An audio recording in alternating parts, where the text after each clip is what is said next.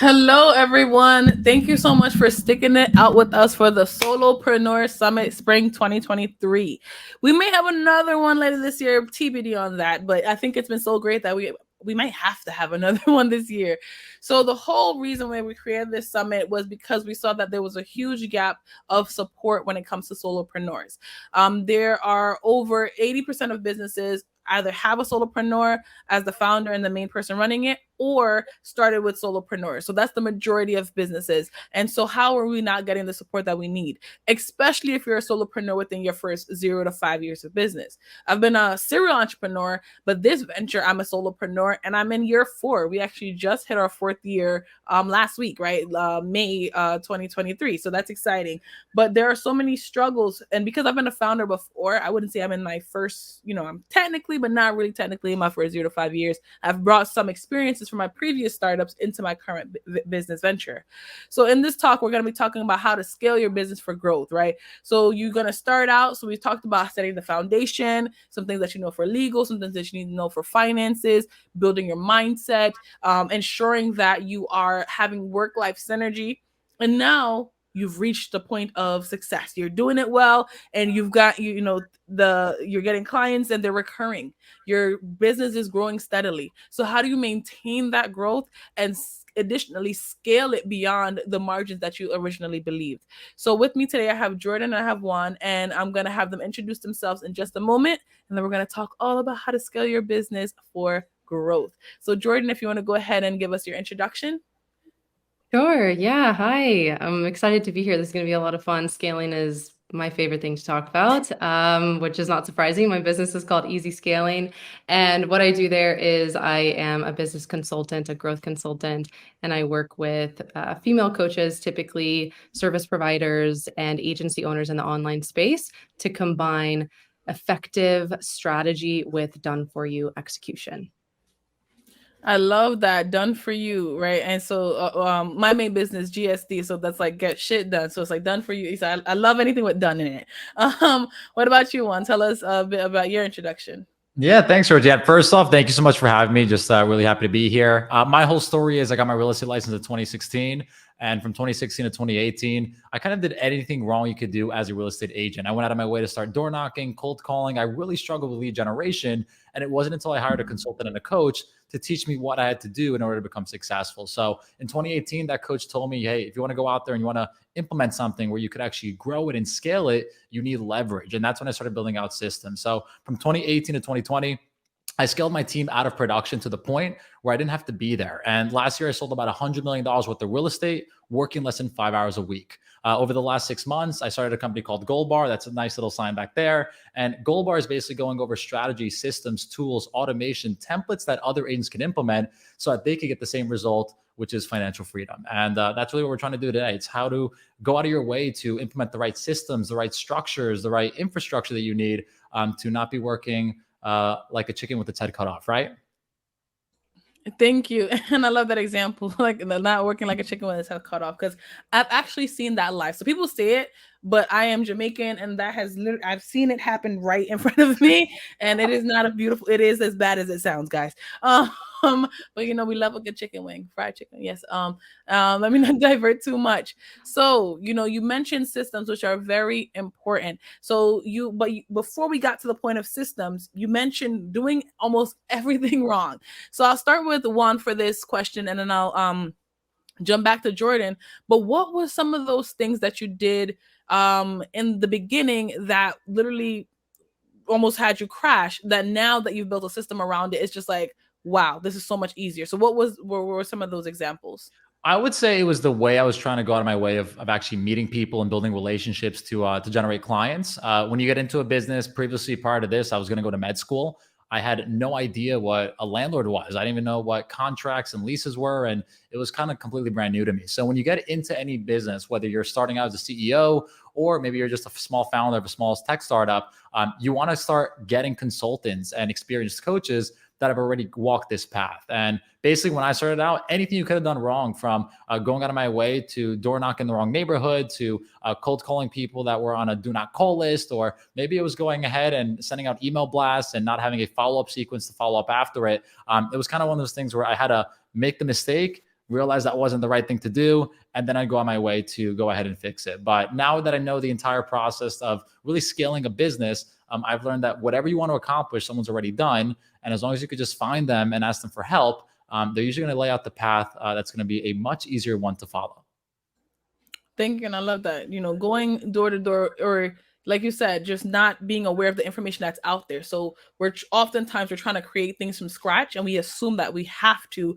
And there are, we are in 2023, and there has been hundreds and thousands of people that have done it before, done it well, or messed up, so we could learn from their mistakes. Unfortunately, some mistakes we do have to learn ourselves, but we can still limit those mistakes. And even, there's a talk we had yesterday that was talking about how to turn your losses into lessons. And as soon as we get the right mindset of how to look at something, we can change the outcome of it. So Jordan, can you tell us a little bit about some of the mistakes that you made earlier on? Yeah, I think that's great. I love this. I'm like a huge fan of getting support and leaning on people to help you like shortcut your growth. I think what's interesting and like potentially like on the flip side of this is that in like the especially the online space, I think there's a lot of information about like the one way to do things. Like you have to do this, and there's a lot of like cookie cutter approaches. There is just a lot of information being thrown at people all the time, and sometimes I think it gets us in this mindset of like, well, I have to do this, or like, well, this is the only thing that's going to like let me grow or whatever. And what I actually see is when we can step back and like figure out what's actually going to work for us, and like just lean into that instead of trying to do what everybody else is doing or what people think like tell you that you need to do. Then that's when you can really scale. So it's kind of actually like the flip side of that, and not leaning too heavily on like the way that other people are doing things, and instead finding your own approach. Nice, thank you. And so, what are some signals that it's time to automate some process or build a system behind something? What are some of the signals that a person can be aware of? Like, what are feelings, things that might be happening in their business, or maybe things that are not happening in their business that they could look out as red flags that something needs to change, and you need to put a system behind how you're doing things here. And either of you that want to jump in could go ahead. Yeah, so I would say it's when the sales process starts experiencing a very big bottleneck. In the beginning, when you're starting out as a business owner, you're trying to go out of your way to generate clients any way you can. You're trying to make cold calls, or maybe you're sending out cold email marketing, you're generating content on social media. And at some point, if you build the right systems for the lead generation side, it actually works. And oh my goodness, you got the exact thing that you wanted, but now it's an issue in itself because you have leads falling through, people aren't hearing back from you. The quality of the service is actually declining. So what do? You don't have to build an actual system to service those clients on a better level. And you have to create a lot of automation and templates so that any repetitive task you're doing over and over and over again, you can hand off either to technology or paid staff. And I think once you start dropping the ball, the actual service of your clientele starts dropping, or you're getting feedback from your actual customers that, wow, this isn't really what I used to get from you. And I can't really get a hold of you, or you seem too busy. Whenever there's this kind of like constrictive bottleneck on your lead generation side and your client servicing side, that's when you know it's time to implement something. Thank you. What about you, Jordan? Yeah, 100%. I think those are good indicators to look for. I'm a huge fan of SOPs, so standard operating procedures. And Juan and I were talking about this before we started this conversation, and they're so critical. Having your processes documented is really a required step before you can ever automate anything.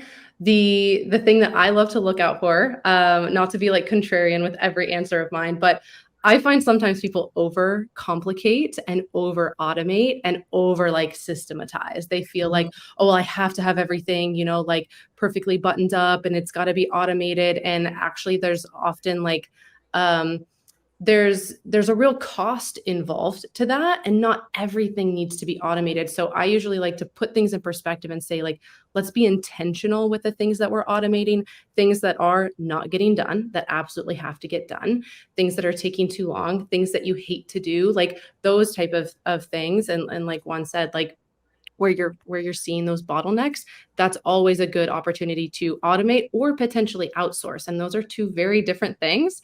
And they lend themselves to different types of tasks and different types of, issues that you're seeing in your business. So just like a caution, to make sure you're being really thoughtful with it. And it does need to be something that is needing to be done on a regular basis. It doesn't always make sense to automate everything. 100% agree with that.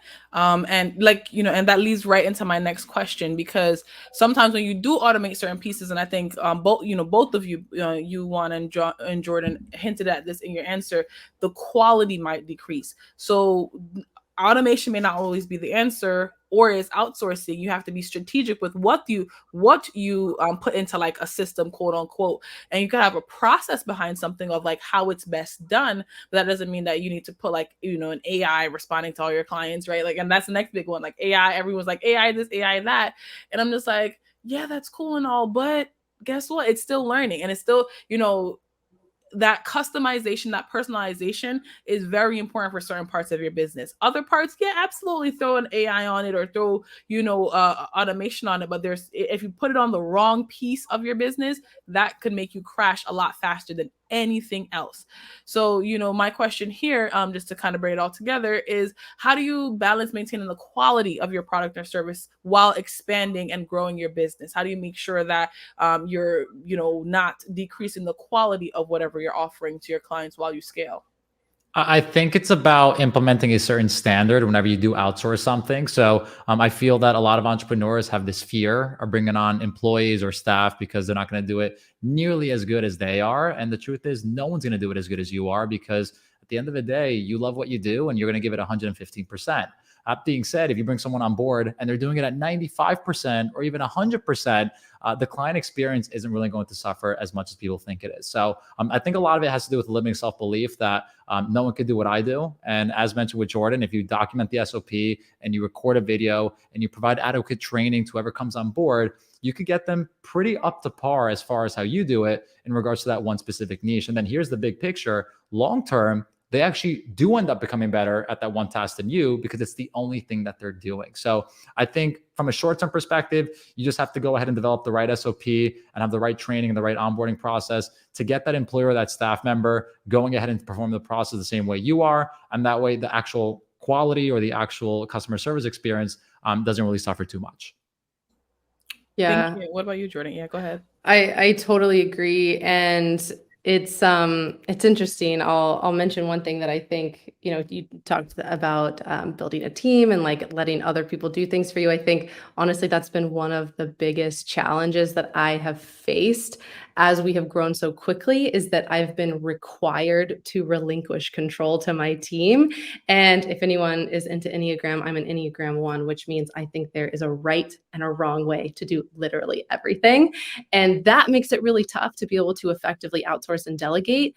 And so it's kind of like a personal growth journey you have to lean into to be able to effectively give over control to your team and let them do things in not necessarily a worse way, but sometimes a different way. But that is going to be required to allow you to scale. And the other piece of this, like separate from team, I think that's important to think about when you're looking at expanding your services, changing your services, growing your business, adapting your product suite. I think it's really, really, really important to be upfront and transparent with your clients. And we have done a lot of this because we've changed a lot of our offers. We've added things, we've taken things away. We've really tried to optimize in real time with our clients. And we're always just upfront with them about that. Like, hey, we're going to try this thing, or hey, we're going to bring this person on to help you with this. And like, we're going to see how it goes. And then being willing to like monitor that in real time, take responsibility if something goes wrong, and be willing to pivot if you need to further improve the service. Thank you. And that part, like you said, it is very scary, of like you said, relinquishing that control. And I do find that the SOPs do help, because I'm showing you exactly how to do it. And what I like to say to my team is like, hey, this is how I've done it and it works. If you find a better way to do this, I'm open to it. show me first. Show me first, because not just to like, I'm trying to micromanage, but if we're gonna, maybe we do just change the whole thing over, in case there are other people that do come in and, maybe you don't stay in this role, or you're a contractor, or you full time. So that way the new system evolves, because with turnover, which we're seeing in a lot of larger organizations, and as small and medium-sized businesses, what we do oftentimes is have people come in as contract roles, whether it's 1099, or if we do end up having W-2 employees, people move on. No one's working at a company, small or big, for 20, 30 years anymore, heck, even 5 years.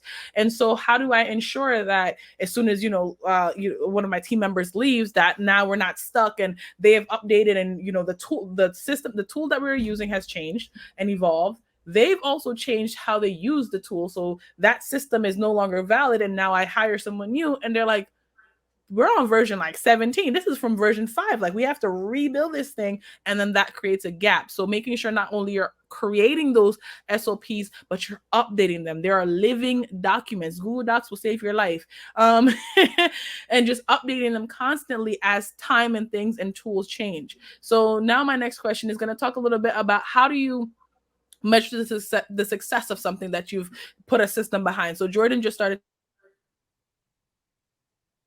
mention around transitions and people changing over. So as well as like metrics, using pivoting and metrics. Yes, I finally got my thought back.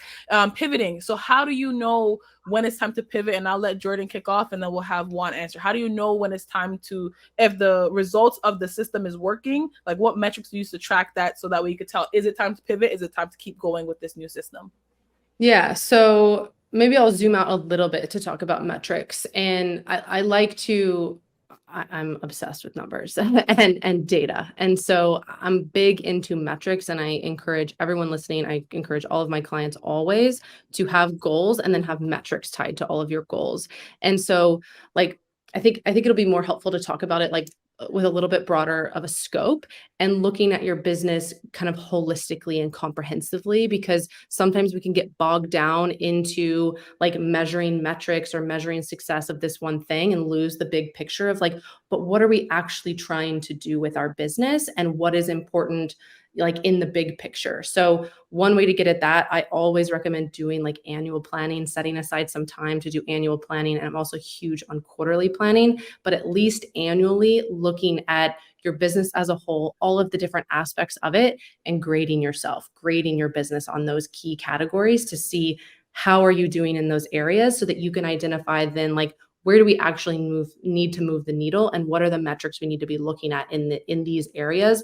Otherwise, I find that people get distracted by shiny object syndrome, and they're like optimizing for this metric when really that's not actually what they need to be worrying about, because it's not a big factor in their business. So this happens a lot with marketing. It happens a lot with visibility. It happens a lot with like creating content and showing up and doing all of these things that you think you need to do, when really your team structure is garbage and it's not working for you, So like, you need to really look at it holistically and big picture, and then drill down to like the specific metrics that you want to look at. So for us, big things that we look at are things like revenue, things like profitability, things like how full are our offers. We do like to look at the size of our audience. We do like to look at things like retention. Like, there's just so many things, but not any one metric is really more important than the other. You have to look at them all together.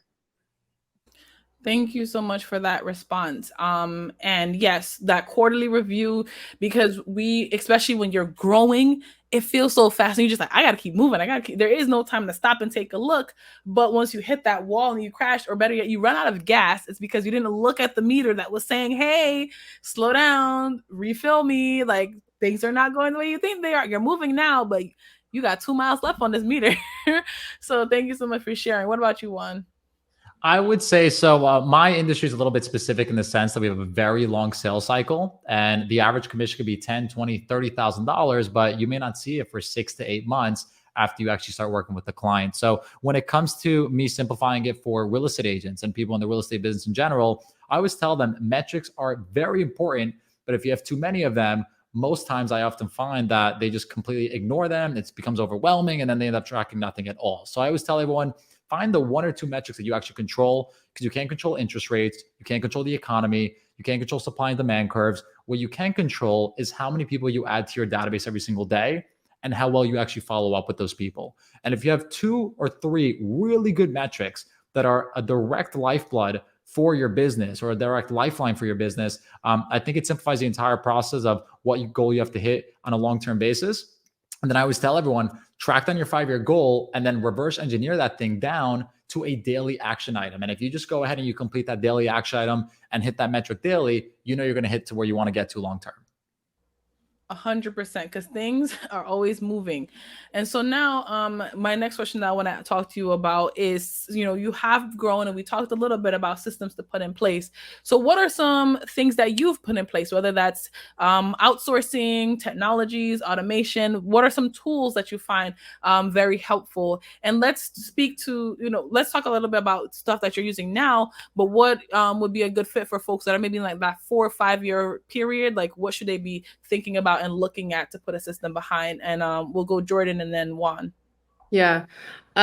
So maybe I'll give a little bit of background that'll set this up and like why this is like the context for our specific business. But this is my 3rd business. I've been an entrepreneur for over a decade, and this business I intended to grow fast because I've grown businesses slow before. I've done the like bootstrap, slow growth, all of that. I didn't want to do that with this business.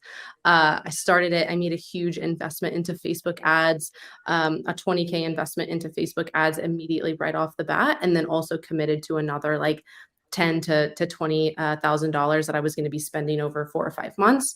And so I wanted to grow very quickly. And I had an idea of how I was going to grow this business and what I was going to offer.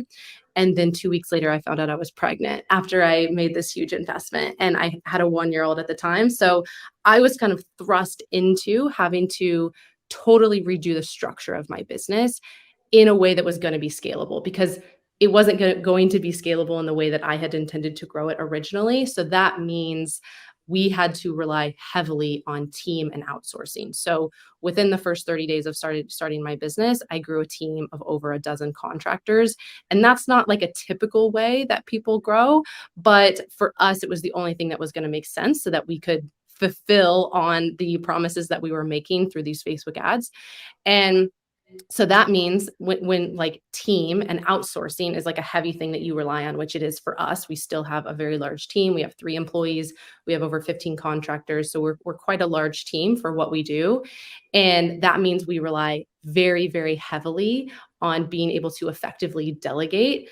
We need to be able to effectively communicate. That's a huge factor as in our success and in our client success. And then we rely very heavily on SOPs, like I said. So we have a huge database and we document in real time constantly. I love that you said that SOPs are a living document. And I preach that all the time because I feel like when people think about processes and systems and SOPs, they think of like an employee handbook that like lives in a place and then no one looks at it. That is absolutely pointless. Please, nobody go spend your time working on anything like that. You need to create a document that's actually being used in real time. And that means it's going to need to look different for each purpose that it's going to serve. So sometimes it needs to be a checklist. Sometimes it needs to be a video. Sometimes it needs to be like an in-depth walkthrough. Like there's all of these different ways that you need to approach it.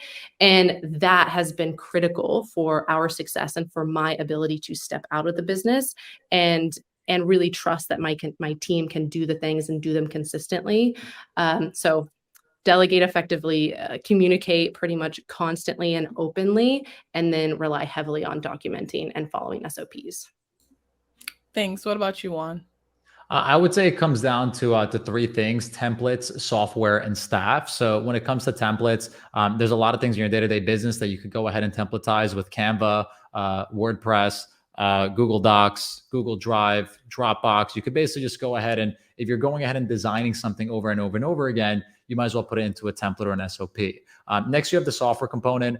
Technology has advanced so much that there's these cool little gadgets and gizmos called Zapier and Make. And if you go ahead and have one technology or one software perform a certain task, that could trigger an automation that automatically talks to another software. And instead of you having to go in there and manually do 2 different actions, the actual automation does it for you. So I think integrations have come a long way, and there's a lot of repetitive tasks, especially with email drip campaigns, text message follow-ups, even just through Calendly. The most simple thing, if anyone just watches this and really wants to automate their entire sales process, is get a Calendly account, pay for the premium version. And then if the only thing you do is any single time someone wants to book a call with you and really just take advantage of your time, you could automate the entire process so that when someone gets your booking link, you could qualify them. It could automatically send them reminders. You could send them email follow-ups. Heck, you could even charge for it to the point where they have to actually input their credit card information. And then that integrates straight to Stripe, which integrates to your bank account also. So that's really cool about software nowadays. There's just so many ways to integrate things that are just over and over and over again.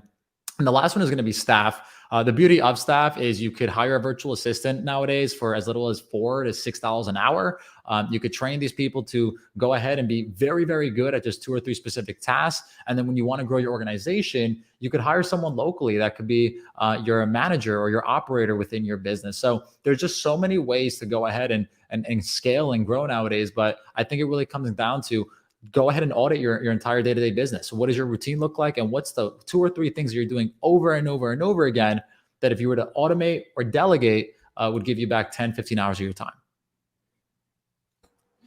Thank you. I love that both of you targeted, that staffing aspect and the technology aspect.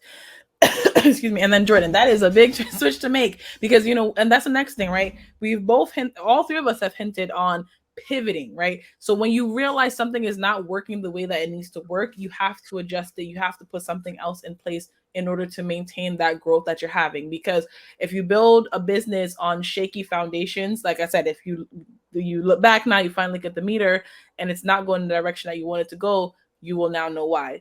So to close us out, I want to ask, what are some examples of successful strategies that you've seen?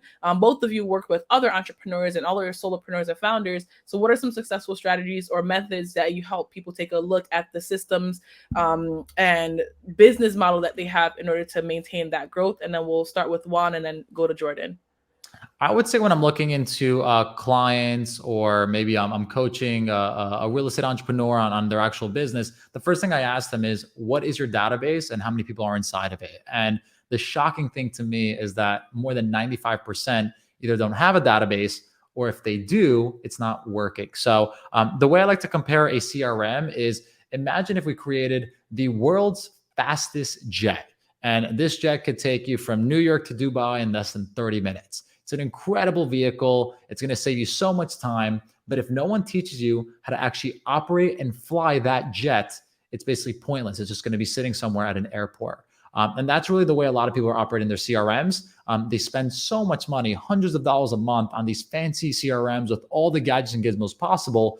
But number one, they never actually invest in learning how the actual CRM works. Or worse, they do, and they don't take the action to actually set it up to function properly. If you have the right CRM in place and you have the right automations actually working with it, then your entire follow-up process when it comes to generating a cold lead to nurturing that actual lead into a high-paying referral or a potential booked appointment, that should all be done on autopilot. So that's the main thing I look out for. What is your database? And when they tell me it's their phone or that it's a whiteboard that sits behind them while they're working, Georgia, I'm not pointing you out right here, but you'd be surprised how many people are literally using sticky notes as their database. And that to me is red flag number one.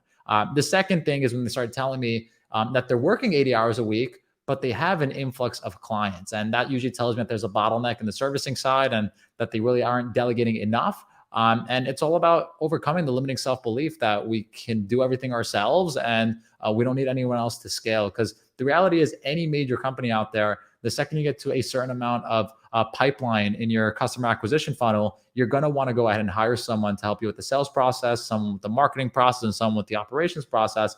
And I think that's just the little fear that we don't want to take on overhead. We don't want to take on expenses that aren't necessary. But the reality is, it's necessary in order to scale. It's very, very seldom you find a company that doesn't have any overhead or any expenses and still has an infrastructure to be able to support tons of clients. And what about you, Jordan? Yeah. Man, my mind goes wild when you ask about growth strategies, because I think there's just like so many things that we could talk about on this front. I mean, we could talk about lead gen, we could talk about audience growth, we could talk about team structure, we could talk about a million things. But I think the place where I see the most opportunity, typically like low hanging fruit opportunity for the clients that I work with, is on their product suite and their pricing. Like that is like easy peasy almost 100% of the time when someone comes to me. It's like, well, you need to raise your prices, like hands down, no question about it. And that's always something that we do. And we can, talk about the nuance involved there. And there's a lot of mindset stuff and confidence and a million other things to talk about when you're talking about prices. But hands down, I can guarantee that probably everyone listening to this needs to raise their prices. And then the other piece is their product suite generally, and then the structure of each offer within their product suite. So there's usually a lot of opportunity there. I see people overcomplicating their product suite. They usually have way too many things in their product suite, and they're spending like all of this precious time and energy and money promoting things that aren't actually generating a lot of revenue.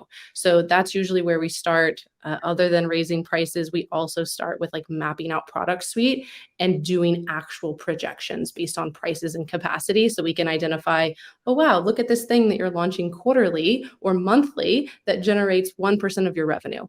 Okay, that's obviously a waste of our time. We need to redo how we're doing that. And we need to reshift our focus to something that's generating the majority of our revenue, or totally change the structure so that we can generate the same amount of revenue in less time. So like that is hands down, I think, usually where we like to focus. Thank you. And from the two of you, I heard three key things: price, products, people, right? So if you're delegating correctly, pricing correctly, and having the right products in your suite, whether it's products or services, you will be set up for success and set up for growth. So as we close this panel, I would like to ask you, what is one piece of advice you'd like to leave with the audience for today? You all are the closing talk. So what advice would you like to leave them for the summit as a whole, as solopreneurs out there watching this conference? Jordan, you want to go first? Sure, happy to.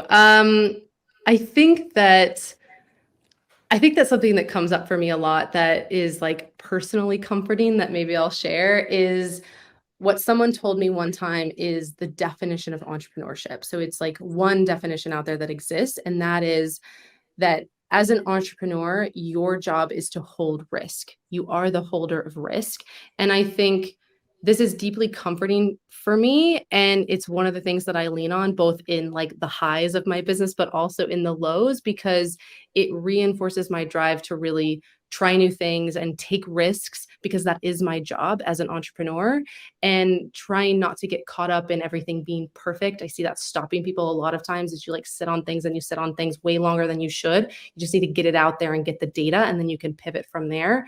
But it's also really comforting in the lows, because even as someone who like, I have seen a lot of success very, very quickly, but I still have like very regular feelings of doubt and imposter syndrome and questioning everything. And like, those types of things, like the pressure gets actually, the pressure gets heavier the more that you grow, because the stakes get higher. But in those lows, in those moments of doubt, I find that definition of like being an entrepreneur, meaning that I have to hold that risk, to be really comforting, because it means that I'm actually doing the right thing and I need to take the action anyway. So I repeat that to myself on a regular basis. Thank you. And Juan? I would say my biggest advice to entrepreneurs and people just trying to kick off their business and scale to the next level is really, once again, you don't have to do it yourself. You don't have to figure everything out on your own. Being an entrepreneur is hard enough as it is. And for you to go out of your way to just react and try to wing it, it's really not the smart play to move. So I would go ahead and say, find a mentor, find a coach, find a consultant that really could help you out in whatever challenge you're going through. And if you're able to overcome that challenge, you're going to find out that there's going to be other challenges along the way. And you don't have to have the same mentor or coach your entire life. You could bring on different consultants and different mentors to help you along the way.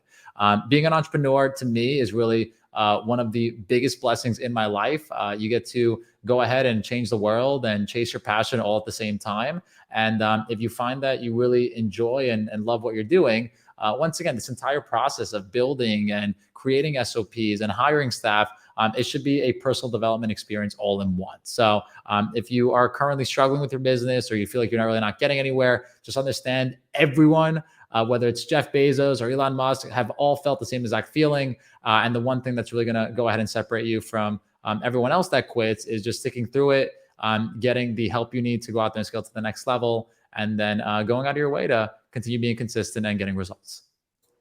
Thank you. And how can folks best contact you? And then let's go, Juan, you can go first, and then Jordan, how can folks best contact you? Absolutely. If you are looking to get into real estate training and coaching, and you're looking for an alternative compared to the one-on-one solutions where they charge you a lot of money, we have a really cool solution. You could go on goldbartraining.com, or if you have any personal questions or you want to book a meeting with me, you could just message me on Instagram at Juan Goldbar. Thanks. And you, Jordan? Yeah.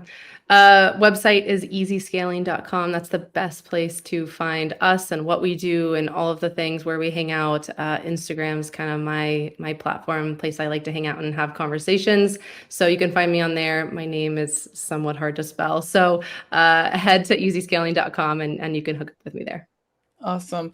Thank you so much. And so as we close out this conference, right, this was our last talk for the day. So I want to give a big thank you to Jordan and Juan for being here with me. And a huge thank you to everyone. We had over 18 speakers come in and drop all these gems, important information around how to start and scale your business. So we had from yesterday starting off with setting the foundation, figuring out what purpose and passions you want to chase, and then how to do it, from legal, finances, mindset, family life, building a team, hiring, scaling. So there's so much jam-packed into the Solopreneur Summit. So if you were able to register and join us for the live session, awesome. If you're watching this in the future for the replay, great. But share with your colleagues and friends, because we have this opportunity. And then we're going to include some links to offers from all of the speakers here today. But thank you so much for participating in this summit. It was brought to you by Q My Content and GSD Solutions. This has been the Spring 2023 Solopreneur Summit, and we will talk to you all again soon. So thank you so much for your participation, and I hope you took away valuable information, right? Talking is great, but if you listened correctly during this conference and took notes, right, you're going to be able to watch the replay, then you will have the tools that you need, right? Everyone here said, hey, contact me and this, where are the source. Everyone here has content. And one of our speakers mentioned earlier, take advantage of that free content first. As somebody can, if you can get results on someone's free content, you need to pay them yesterday. Right. So that's, start there. We're not saying, yes, buy everyone's service. We're saying start where you are and then level up, because the people, the resources, and the tools are here at your disposal. So now you know about them. It's up to you to go and take those tools and do something with them. So again, I'm Georgianne Gettin, the CEO of GSD Solutions, and I will talk to you all at the next conference, at the next event, the next summit. And follow us on social, GSD Solutions Inc., or head over to our website, gsdsolutionsinc.com, but it's all connected to the Solopreneur Summit website as well. Have a good rest of your day, morning, evening, noon, and night, and thank you for participating and watching.